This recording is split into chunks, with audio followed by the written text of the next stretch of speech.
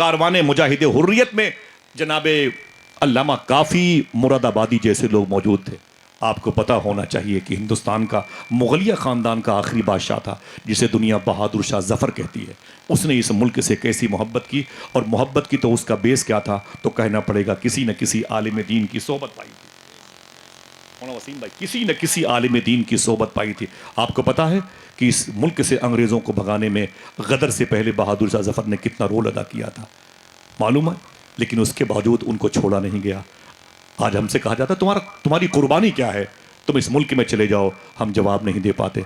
हम अपने दोस्तों को बताना चाहते हैं, अपने मुल्क के हर उस हिंदू भाई से कहना चाहते हैं जो हमसे ये मुखातिब है कि तुम्हारा हिंदुस्तान में क्या है। हिंदुस्तान को अंग्रेज़ों से पाक करने के लिए एक शख्स की कुर्बानी मुझे याद आई है, जिसने बुज़ुर्गों की सोहबत अख्तियार की तो उसे वो तालीम मिली जिस तालीम ने उसे नबी से मोहब्बत करने का उसूल सिखाया और अपने वतन से मोहब्बत करने का उसूल सिखाया। लोग बेचैन हैं, वो क्या है? ये है बहादुर शाह ज़फ़र, मुगलिया ख़ानदान का आखिरी शहज़ादा। उसे कैद कर लिया गया। इतना नाजुक तबीयत का इंसान, अजीम बुज़ुर्ग हैं बहादुर शाह ज़फ़र रहमतुल्लाह ताला अलैह, रहमतुल्लाह ताला अलैह। मैं कह रहा हूँ इसे लिख लें, बड़े बुज़ुर्ग हैं।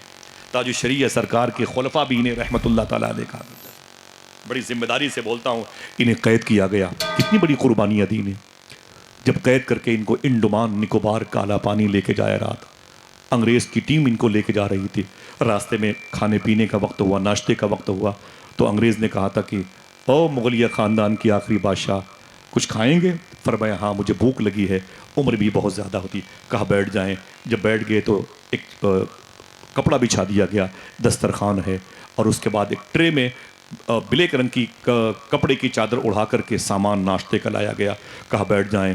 बहादुर शाह ज़फ़र को हाथ धुलाया गया कि भूख लगी होगी सफ़र की वजह से, कुछ खा ले। जैसे आपने हाथ धुला और खाने के लिए जैसे आपने शुरुआत की, जैसे चादर हटाई गई, तो मालूम है डिश में क्या था? आपके दो बेटे थे, एक का नाम था मीर ज़फ़र, एक का नाम था मीर मुग़ल। दोनों के सर कटे हुए नाश्ते की टेबल पर रखे हुए थे। आपके पोते का नाम था मिर्ज़ा अबू बकर, उसका भी सर, पोते का सर कटा हुआ था। आपने देखा और अंग्रेज़ों को देखा तो हंस रहे थे। कहा बहादुर शाह ज़फ़र, आपके नाश्ते का इंतज़ाम किया गया। बहादुर शाह ज़फ़र की आंखों में आंसू आ गए। कहा तुम ये समझते हो कि मैं चीखूंगा चिल्लाऊंगा? अल्लाह का शुक्र है कि नेक बाप की मुबारक औलादें अपने बाप के सामने ऐसे ही सुरखरू होकर के आया करती हैं। अल्लाह का शुक्र है कि तूने मेरे बेटों की वो पुश्त नहीं दिखाई है जिस पर तीरों के निशान हो, वो सर दिखाया है जो फातिहीन की निशानी कहलाता है। चीखे नहीं, चिल्लाए नहीं, कहा शुक्र है कि मेरे बच्चे वतन के नाम पे कुर्बान हुए हैं। बहादुर शाह ज़फ़र के नाश्ते की टेबल पे दो बेटों के और एक पोते का सर रखा गया था। घसीट करके इंडमान निकोबार ले गए। आप रोते रहे वहाँ पर कि मुझे बेमकसद यहाँ पे लाया गया है, मैंने कोई जुर्म नहीं किया। हाँ ये जुर्म है कि मैंने अंग्रेज़ों की नफ़रत अपने दिल में पाल रखी है, यही मेरा जुर्म है। उसके बाद आप रोते रहे। अनकरीब आपकी आखिरी सांसें आईं। आपने किसी अंग्रेज़ से कहा मुझे कलम दे दो। कहा क्या करोगे?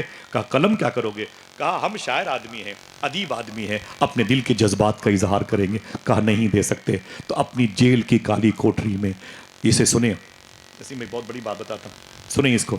अपने जेल की काली कोठरी में बहादुर शाह ज़फ़र ने अपनी उंगलियों के नाखून से जेल की दीवारों पर ये शेर लिखे थे, न किसी की आँख का नूर हूँ, न किसी के दिल का करार हूँ, जो किसी के काम ना आ सके वो मैं एक मुश्ते गुबार हूँ।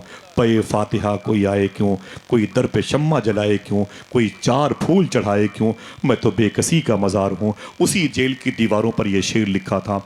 उम्र दराज मांग के लाए थे 4 दिन, 2 आरजू में कट गए 2 इंतज़ार में। जब सरकार महबूब इलाही की रोज़े को देखा तो आपने ये शेर इंडमान निकोबार में कहा था कि उम्र दराज मांग के लाए थे 4 दिन, 2 आरजू में कट गए 2 इंतज़ार में। है कितना कम नसीब ज़फ़र दफन के लिए, 2 गज़ ज़मीन भी न मिली कुए यार में। और इंतकाल कर गए बहादुर शाह ज़फ़र। ये किसी अजीम आशिक़ रसूल की सोहबत का और दिल के अंदर वो तालीम मुस्तफ़ा का उन्सुर गालिब था, जिसकी वजह से आखिरी सांस तक इंडमान निकोबार में भी जा कर के अपने मुल्क से मोहब्बत करते रहे। हमारे बच्चे अगर अपने मुल्क की अज़मत को ठोकरें मारेंगे तो ज़रा सोचो इस मुल्क का निज़ाम बिगड़ जाएगा। जेल की सलाखें इनसे आबाद हो जाएंगी, पुलिस के लाठी डंडे इनकी पीठों पर बरसेंगे। आइए इस बात, जब बात आई है जंग आज़ादी की, अगर इजाज़त दो तो एक और बात करें, बातें जल्दी ख़त्म कर देंगे, परेशान ना हो आप, ठीक है? ज़रा हाथों को उठा के बोलें लब्बैक या रसूल अल्लाह। اپنے بچوں کو دین سکھائیں، قریب کریں، دین سے قریب کریں، تعلیمی بیداری اس کی شناخت بنائیں، اس کی علامت بنائیں، اس کا شعار بنائیں۔ یہی جب انڈمان نکوبار کی بات آئی تو مجھے ایک بات یاد آئی، اسی قید خانے میں ایک نام تھا علامہ فضل حق خیر آبادی کا۔ ہم پر کلیم ہے، ہم فلائٹ میں بیٹھے ہیں تب بھی لوگ کہتے ہیں کہ بھائی آپ لوگوں کو تو پاکستان چلے جانا چاہیے، یہاں کیا رکھا ہوا ہے، آپ نے کیا کیا ہے؟ ہم کہتے ہیں ہم نے کچھ نہیں کیا۔ کبھی تم سے ملاقات ہو روح فضل حق خیر آبادی سے تو ان سے پوچھنا کہ ہم نے کیا کیا ہے۔ کبھی تم سے ملاقات ہو مفتی عنایت احمد کاکوروی سے، ان سے پوچھنا ہم نے کیا کیا ہے۔ کبھی آپ کو دہلی جانے کا وقت ملے تو چاندنی چوک کے قریب میں پیڑ گر گیا ہے، جس پیڑ کی ایک ڈال پر مدراس کے علامہ احمد اللہ مدراسی کے سر کو کاٹ کر کے انگریزوں نے ٹانگ رکھا تھا۔ سنیں، یہ شاہ رخ خان کی فلم کا چپٹر نہیں ہے، یہ وہ عظیم تاریخ حریت کی داستان ہے جسے ہم بھلانا چاہ رہے ہیں، لیکن ہم چاہتے ہیں کہ ان علماء کی صحبت میں اسے بھولے نہیں۔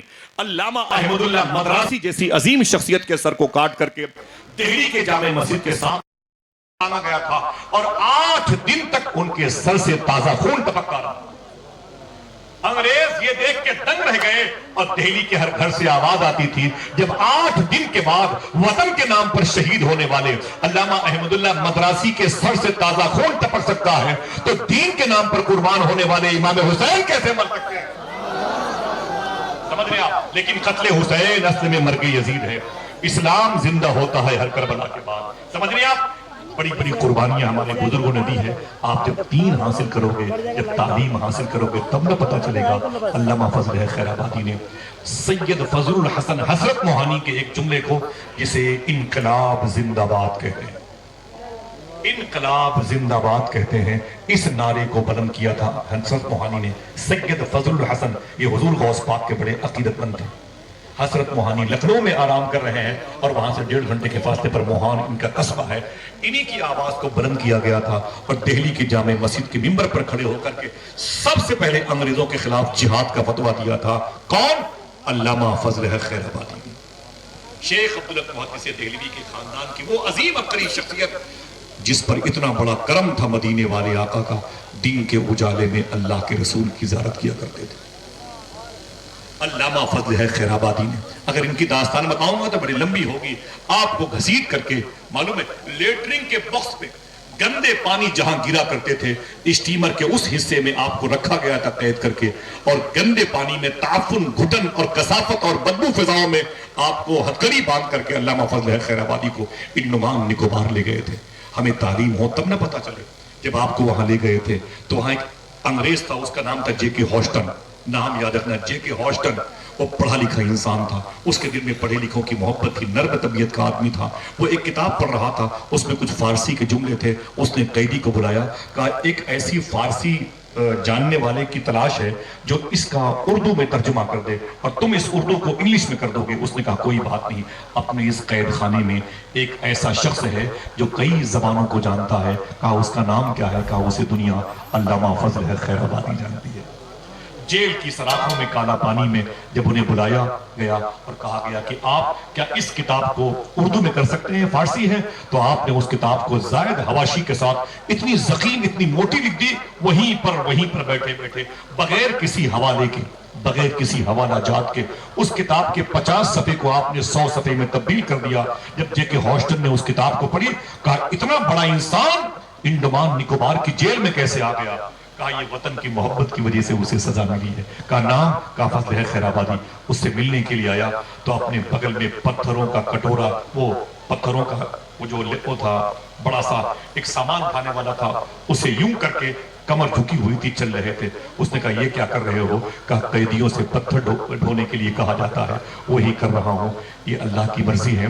تو جے کو ہاسٹن نے کہا آپ فضل حق خیر آبادی ہیں؟ کہا ہاں۔ کہا میں کچھ سوال کروں؟ کہا کرو۔ جب سوال کا جواب اطمینان بخش مل گیا تو اس نے وہیں پر بیٹھے بیٹھے لکھا ایسے آدمی کو قید نہ کرو، اسے آزاد کر دو، جس ملک میں رہے گا اس ملک میں علم بڑا پھلا پھولے گا۔ اس نے اپنی طرف سے رہائی کا پروانہ سننا، کوئی ہنگامہ نہیں۔ جے کے ہاسٹن نے وہاں سے کہا اس کو میں آزاد کرنا چاہتا ہوں۔ ایسٹ انڈیا کمپنی سے اس نے وہاں سے درخواست کی۔ یہاں پر آپ کے بیٹے تھے مولوی شمس الحق صاحب، جب انہیں پتا چلا کہ تھوڑی سی میرے باپ کی رہائی کی صورت ہے، آپ نے بھی کوشش کی، اور پھر آپ کے بیٹے کو اپنے باپ کی رہائی کا یعنی ضمانت کا پروانہ مل گیا۔ ایسٹ انڈیا کمپنی نے کہا کہ علامہ فضل خیر آبادی کو آزاد کر دو، پڑھے لکھے آدمی ہیں، ذرا سی تصاوری سستی کی بنیاد پر قید کیا گیا۔ بھولنا نہیں کبھی اس داستان کو۔ آپ ایک تعلیمی بیداری مجلس میں بیٹھے ہوئے ہیں، جب علامہ فضل خیر آبادی کے بیٹے نے اس پروانے کو لیا، ایسٹ انڈیا کمپنی کی مہر والی مہر شدہ اس کاغذ کو لیا اور اسے سنبھال کر کے اپنے تھیلے میں رکھا اور تھیلے کو اپنے ہاتھ میں لیا، جو جہاز جا رہا تھا انڈمان نکوبار اس پر بیٹھ کے جا رہے تھے اور گھر میں یہ کہہ کے گئے تھے کہ ابو اب واپس آ جائیں گے، اب میرے گھر کی دیواروں پر پھر علم رسول علم علی کی برکتیں نظر آئیں گے، اب پھر میرے گھر کی دیواروں پر قادم نبی صلی اللہ علیہ وسلم کے برکات کے علم نصب آئیں گے۔ اے میری ماں میری بہنوں خوش ہو جاؤ، میرے شہر کے لوگوں کی ہندوستان میں مجاہد حریت جناب علامہ فضل خیر آبادی کو میں لینے کے لیے اس ضمانت والے کاغذ کو جا کے لے کے جا رہا ہوں انڈمان نکوبار، اسے وہاں سے لے کے آؤں گا، گھر کی صفائی کرو، محلے کو صاف و شفاف کرو۔ کیوں؟ علامہ فضل خیر آبادی آ رہے ہیں۔ معلوم ہے کیا ہوا آپ کو؟ جیسے وہ ضمانت کا کارڈ لے کر کے انڈمان نکوبار پہنچے، جیسے کشتی اس اسٹیمر سے نکل کر کے جیسے ساحل سمندر پر بیٹھے، پانی بڑا کھارا، وہاں کی آب و ہوا بڑی کثیف تھی۔ وہ کہتے ہیں مولوی شمس الحق صاحب، جیسے میں نکل کر کے اس زمین پر پیر رکھا پہلی مرتبہ جسے کالا پانی کہتے ہیں، جیسے میں نے قدم رکھا تو مجھ سے کہا گیا تیزی سے چلو۔ میں نے کہا تیزی سے چلنے کی بات کیا ہے؟ کہا وقت بہت کم ہے۔ میں نے کہا کس بات کے لیے وقت بہت کم ہے؟ میں تو آ ہی گیا ہوں اپنے باپ کو چھڑانے کے لیے، مجھ پر کیوں پریشر ہے؟ تو کسی نے کہا جلدی کرو جلدی کرو۔ جب میں آگے بڑھا تو میں نے کیا دیکھا؟ میری جیب میں میرے باپ کی رہائی کا پروانہ تھا، میری جیب میں میرے باپ کی ضمانت کا پروانہ تھا، لیکن جب میں آگے جا رہا تھا تو میں نے کیا دیکھا؟ ایک جنازہ جا رہا ہے، ایک بڑی بھیڑ لگی ہوئی ہے، انگریز بھی گردن جھکائے جا رہے ہیں۔ میں نے لوگوں سے پوچھا یار یہ کس کا جنازہ ہے؟ لوگوں نے کہا تم کون ہو؟ میں نے کہا میں ہندوستان دہلی سے آیا ہوں۔ کہا کیا کرنے کے لیے؟ کہا میرا نام شمس الحق ہے۔ میں جیب سے اپنے کاغذ کو دکھایا، میں نے کہا میں فضل خیر آبادی کا بیٹا ہوں، اپنے باپ کی رہائی کا پروانہ لے کے آیا ہوں۔ لوگوں نے اپنے داہنے ہاتھ کو اپنی پیشانی پر مارا، کہا باپ رے باپ کیا بتاؤں، جس کا جنازہ جا رہا یہ کوئی اور نہیں تیرا باپ فضل خیر آبادی ہے۔ تو آج اس کی رہائی کا پروانہ لے کے آیا ہے، کل رات کو جیل خانے میں اس کی موت ہو گئی۔ شاعر نے کہا تھا قسمت کی خوبی دیکھیے، ٹوٹی کہاں کمن، دو چار ہاتھ جب کی لبے باپ۔ سمجھ رہے ہیں؟ بیٹا اپنے باپ کی رہائی کا پروانہ لے کے جا رہا ہے اور باپ کی لاش دیکھ کر کے اس کے جنازے میں شریک ہوا، آنسوؤں کو ساری خوشیوں میں غرق ہوتے ہوئے غم کی صورت میں دیکھا اور اپنے باپ کی قبر پر پہنچ کر کے اس نے اس پروانے کو اپنے باپ کی قبر میں ڈال دیا۔ کہا اے میرے باپ میں آپ کو آزاد کرنا چاہتا تھا، لیکن آپ تو اللہ کی رحمتوں میں گرفت میں آ گئے، آپ تو حضور صلی اللہ علیہ وسلم کی عنایتوں کے زلفوں کے اسیر بن گئے۔ اے میرے باپ آپ کو بہت بہت مبارک ہو، لوگ آپ کو دیکھنا چاہتے تھے اور آپ لیکن مدینے والے آقا کو دیکھنا چاہتے تھے۔ جاؤ جاؤ میں آپ کو نہ دیکھ سکا، آپ مجھے نہ دیکھ سکے، لیکن قبر میں آقا کریم کو دیکھنے کا وقت آ گیا۔ سمجھے آپ؟ کہنے کا مطلب ہے کہ ہمارے بزرگوں نے جب تعلیم سے محبت کی ہے تو وطن سے محبت کی ہے، تعلیم سے محبت کی ہے تو اپنی ماں سے محبت کی ہے، تعلیم سے محبت کی ہے تو پھر اللہ کے رسول سے محبت کی ہے۔ مسلمانوں کے لڑکے ذرا سی صحبتوں میں بیٹھ جائیں تو حضور کی برائی، شیخین کی برائی، جناب امیر معاویہ کی برائی، شیخین کی تفضیلیت پر انکار، سمجھے کیا کیا باتیں ہونے لگتی ہیں۔ ذرا سوچو اگر تعلیم اچھی ہوتی ہے، صحبت اچھی ہوتی ہے، ایک لفظ ایک شخص نکل کے آتا ہے جسے دنیا اختر شیرانی کہتی ہے، نام کبھی بھولنا نہیں۔ معافی چاہتا ہوں بہت کم جلسوں میں آپ کی طرف آ پاتا ہوں، آیا ہوں ایک منٹ بات سن لیں۔ اختر شیرانی کہتی ہے، سمجھے بلا کا شاعر اختر شیرانی، بلا کا شاعر، ذہین شاعر، لیکن معافی چاہتا ہوں شراب بہت پیتا تھا۔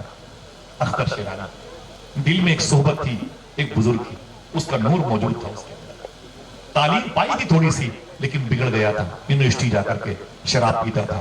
ایک دن کیفے ہاؤس میں بیٹھا ہوا 2 بوتل شراب پی گیا اختر شیرانی اور شراب کے نشے میں جھوم رہا تھا۔ اب جب نشہ طاری ہوا کسی نے پوچھا تھا غالب کے بارے میں کیا کہتے ہو؟ اس نے کہا غالب مجھ سے چھوٹا شاعر تھا۔ آتش کے بارے میں کیا کہتے ہو؟ بولے آتش کو نہیں جانتا۔ اچھا آرزو کے بارے میں کیا کہتے ہو؟ بولے آرزو ابھی پیدا نہیں ہوا۔ ساحر کے بارے میں کیا کہتے ہو؟ بولے ساحر تو کوئی شاعر ہی نہیں تھا جس کا نام لیا جائے۔ بولے گوئٹے کے بارے میں؟ بولے گوئٹے ہوتا تو میرے سامنے بیٹھتا۔ ملٹن کے بارے میں؟ بولے ملٹن میرے سامنے تو شاعری کی اصلاح لیتا۔ بات بڑھتی چلی گئی، لوگ سوال سننا بھائی، لوگ سوال کرتے رہے اور وہ نشے میں جواب دیتا رہا۔ 2 بوتل شراب کی خالی بوتل رکھی تھی۔ اچانک ایک ظالم انسان نے پوچھا، اختر شیرانی نشے میں تھا، اس سے پوچھا اختر شیرانی تم نے گوئٹے کے بارے میں کیا کہا؟ کہا وہ کوئی شاعر تھا؟ تو نے ملٹن کے بارے میں کیا کہا؟ کہا میرے سامنے ہوتا تو میرا شاگرد ہوتا۔ تو نے آئنسٹائن کے بارے میں کیا کہا؟ کہا وہ میرے سامنے شعر کی اصلاح لیتا۔ بولے کہ شیکسپیئر کے بارے میں کیا کہا؟ بولے میرے پاس ہوتا تو میری خدمت کرتا۔ تو اس ظالم انسان نے کیا کہا؟ دیکھا کہ اختر نشے میں ہے تو اس ظالم نے سوال کیا محمد الرسول اللہ کے بارے میں کیا کہتے ہیں؟ صلی اللہ علیہ وسلم۔ اتنا سننا تھا کہ اختر شیرانی کو وہ جو ایک بزرگ کی صحبت تھی نا وہ یاد آ گئی۔ اس نے معلوم ہے کیا ہوا؟ گپ گپاتے ہوئے غصے پہ کہا، وہ 2 بوتل شراب کی رکھی تھی، اس نے اس بوتل کو اٹھایا اور اس سوال کرنے والے کے سر پہ مارا۔ کہا اس ظالم کو کہہ دو کہ میری یہ محفل چھوڑ دے، اس ظالم سے کہہ دو کہ میری یہ محفل سے الگ ہو جائے۔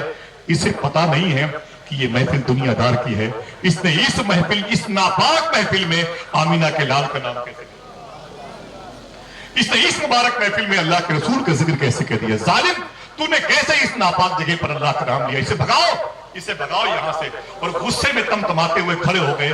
رات بھر یونیورسٹی کے کمرے میں اختر شیرانی یہ کہہ کے روتے رہے، اے میرے مولا مجھے معاف کر دے، میں شرابی ہوں لیکن تیرے حبیب کا گستاخ نہیں ہوں۔ دنیا والوں کو ہو کیا گیا ہے؟ جو میرا آخری سہارا اللہ کا رسول ہے اس سہارے کو بھی مجھ سے چھیننا چاہیے۔ اگر آج کے دور کا مسلمان ہوتا تو وہ بھی نشے میں حضور کی بھی توہین کر اٹھتا، وہ نشے میں حضور کو بھی کچھ نہ کچھ کہتا۔ وہ کیا کہتا؟ وہ کیا جانتے ہیں؟ انہیں کچھ پتا نہیں معاذ اللہ۔ ان کے تصرف کا انکار کرتا، ان کے غیب رسول کا انکار کرتا، ان کی حیات کا انکار کرتا، ان کی شفاعت کا انکار کرتا۔ لیکن ایک تعلیم داں شخص کی صحبت کی چراغ کی روشنی نے اختر شیرانی کے عقیدے کو بچا لیا۔ پھر کیا ہوا؟ اس کی زبان سے نعت کے نغمے پھوٹے، پھر حضور کی شان میں نعت کہنے لگے۔ سمجھے آپ کیا کہتا ہے قرآن؟ ورتل القرآن ترتیلا، پڑھو قرآن کو ٹھہر ٹھہر کے۔ حضور نے کیا فرمایا؟ اقرؤوا القرآن بلحون العرب، پڑھو قرآن کو اہل عرب کے طریقے سے۔ حضور نے کیا کہا؟ زینوا القرآن باصواتکم، قرآن کو اپنی آواز سے زینت بخشو۔ آج مسلمانوں کے بچے نشوں کی دکانوں پر کیوں ہیں؟ انہیں تعلیم راس نہیں آئی۔ ان کے ماں باپ نے انہیں بچپن میں بہار اردو، تعلیم الاسلام، تعمیل ادب اس قسم کی کتابوں سے روشناس نہیں کروایا۔ بچپن سے وہی Saint Xavier, Saint Joseph, Mother Teresa سے انہیں جوڑے رکھا ہے اور پھر نسلیں آوارہ ہو گئی ہیں۔ ہمیں پتا ہے کہ پیدا ہوا تھا اسی شہر کے قریب میں جس کو دنیا جگر مراد آبادی کہتی ہے۔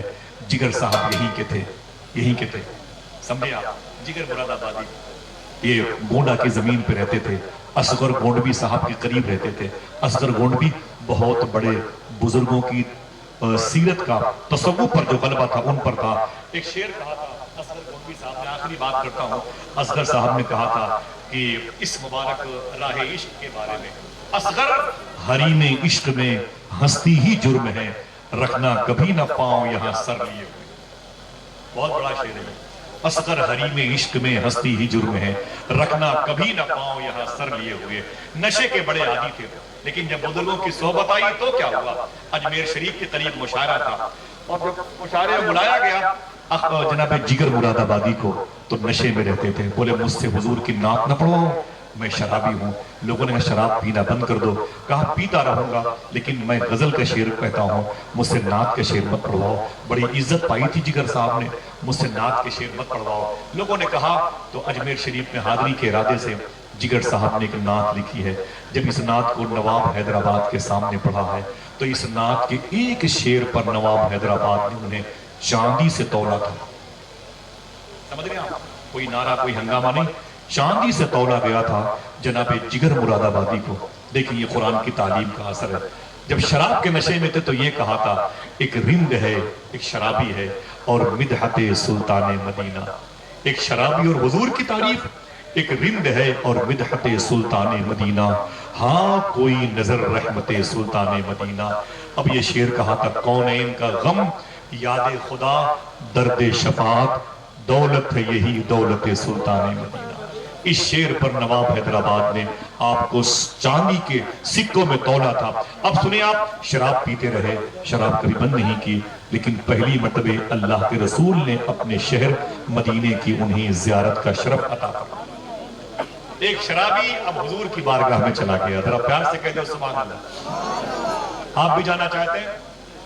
مدینے شریف جانا چاہتے ہیں؟ کسی اچھے کی صحبت ہوگی تو جائیں گے، اور جب دنیا دار کی صحبت ہوگی تو پیسے آئیں گے تو پلاٹنگ کر دینے لیں گے۔ الہ آباد میں چوک میں بلڈنگ لے لیں، وہ حویلی لے لیں، پھر ایفل ٹاور میں کچھ پیسے لگ جائے، اور پھر وہ مکے کے زمزم ٹاور کو خرید لیں، پھر برج خلیفہ خرید لیں، یہی سب ہوتا رہے گا.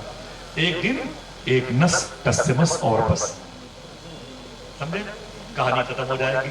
جس مسجد سے اعلان ہوتا ہے فلاں کے فلاں کے فلاں صاحب کا انتقال ہو گیا، اسی اعلان کا حصہ ایک دن ہم بھی بن جائیں گے. سمجھے میری بات؟ ایک نس ٹسمس اور بس. سمجھے بھائی؟ شاعر نے کیا کہا تھا کہ وہ تو بتا رہا تھا کئی روز کا سفر، زنجیر کھینچ کر جو مسافر اتر گئے. یہ بلڈنگیں، یہ حویلیاں، یہ پلاٹنگ، یہ کاروبار، یہ مہنگی مہنگی گاڑیاں سب رکھی رہ جائیں گے. تمہیں پتا ہے کہ 2 سنگر تھے امریکہ کا ٹیکساس میں.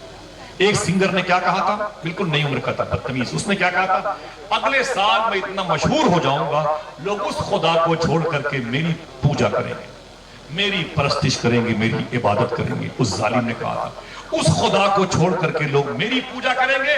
3 مہینے کے بعد کسی نے گردن میں گولی ماری اور وہ مر گیا. خدائی کے دعویٰ کرنے والا مر گیا. ایک نے کہا تھا اسٹیج پر مائک پر گانا گاتے ہوئے انگریزی میں، اس نے سگریٹ لی اور دھواں چھوڑا، کہا یہ دھواں اللہ کے لیے چھوڑ رہا ہوں. وہ بھی معاذ اللہ سگریٹ پی لے، استغفر اللہ. 3 مہینے کے بعد اس کے سینے میں کینسر ہوا اور تڑپ تڑپ کے مر گیا. یوگنڈا کے ایک سنسدی کے الیکشن لڑنے والے شخص نے کہا تھا اس الیکشن میں مجھے خدا بھی ہرا نہیں سکتا. کاؤنٹنگ چھوڑ دیجئے، ووٹنگ سے پہلے مر گیا. 150 سال تک میں زندہ رہوں گا. مائیکل جیکسن نے کہا تھا دنیا کے سب سے بڑے پاپ سنگر میں کہ 150 سال تک میں زندہ رہوں گا، اور 50 سال کی عمر نہیں پہنچ پایا. بڑی بے دردی سے 42 منٹ کے اندر تڑپ تڑپ کے مر گیا اور اس کا نام نشانہ لے گیا. لیکن دل سے کہو تو عروس حسین کا نام آج بھی دلوں میں موجود ہے، جو 1400 سال پہلے وادی کربلا میں دین کے نام پہ شہید ہوئے. یہ دین اتنا جاذب، اتنا مقناطیس، اتنا نور سے بھرا ہوا ہے. جناب جگر مراد آبادی مدینہ شریف گئے، جب حضور کے روضے کو دیکھا یہ سوچ گئے تھے کہ روضے کو دیکھوں گا، چلاؤں گا، پھر آ کے پھر شراب پیوں گا. جیسے روضے رسول کو دیکھا تو کہنے لگے سرکار مجھے معاف کرے، میں آپ کی بارگاہ میں توبہ کرتا ہوں، اب آئندہ شراب نہیں پیوں گا. واپس آئے اور پھر نمازوں کی پابندی کرنے لگے جگر مراد آبادی صاحب، اور پھر حضور کی نعتیں پڑھنے لگے. پھر طبیعت خراب ہوئی تو امریکہ علاج کے لیے گئے جگر صاحب علاج کے لیے. جب ان کی رپورٹنگ ہوئی، ان کی جانچ ہوئی تو جانچ میں آیا کہ جگر صاحب نے تو 20 سال شراب بہت پیا. تو ڈاکٹر نے کیا کہا، جگر صاحب آپ شراب پیتے تھے؟ کہا ہاں پیتا تھا. تو لوگوں نے کہا کہ ڈاکٹرز کی ٹیم نے کہا ایک ڈھکن پی لیا کرو، پھر پی لیا کرو. کہا کیوں؟ کہا کہ تمہارا جسم شراب کا عادی ہو چکا ہے، بغیر شراب کی یہ بچے کا نہیں، پی لیا کرو.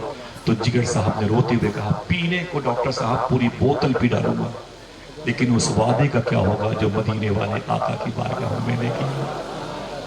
اس وعدے کا میرا کیا ہوگا جو میں نے حضور کی بارگاہ میں کیا. اے ڈاکٹر مجھے معاف کر دے، میں مرنا چاہتا ہوں حضور کی محبت، میں مرنا چاہتا ہوں حضور کے عشق میں، مجھے معاف کر. مجھے جانے تو ہندوستان. جگر صاحب نے شراب نہیں پی، مر گئے. 18 سال کے بعد ان کی قبر کھلی، گونڈا چوک میں ان کی قبر ہے. ان کی قبر کھلی تو لوگوں نے کیا دیکھا، اگر دل کہے تو سبحان اللہ کہنا. لوگوں نے دیکھا تھا خدا کی قسم، ارے وہ کفن تو کفن ہے. ان کو قبر میں اتارتے وقت جو پھول بکھیرے گئے تھے وہ پھول بھی 18 سال کے بعد تر و تازہ مسکرا رہے تھے. آج پھولے نہ سمائیں گے کفن میں آسے. آج کی رات ہے آقا سے ملاقات کی رات. اگر کسی بزرگ عالم دین کی صحبت آپ کو شوٹ کر جائے گی تو خدا کی قسم مرنے کے بعد بھی زندہ رہو گے. باتیں کہنے کی بہت ساری ہیں، اسی حوالے سے ہیں، لیکن